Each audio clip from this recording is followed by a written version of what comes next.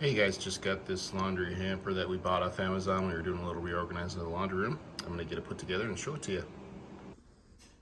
Okay, this thing goes together super simple. Just one screw here, and there's one screw that, or a couple that have a plastic washer on it. You wanna use one of those here, so you can see it's the corner by the handle here. One screw over there, and we're gonna flip it over and do the same thing, and then put the wheels. All right, two more screws on this side. This corner and that corner, neither of them needed the gasket. Now we put wheels on.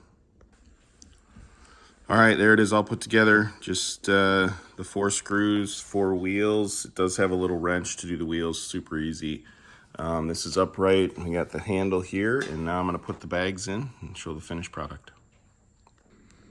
There's the finished product. You can see we got the lid here.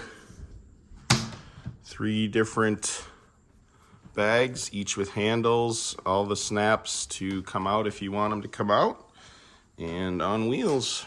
So nice little hamper. Hope that helps.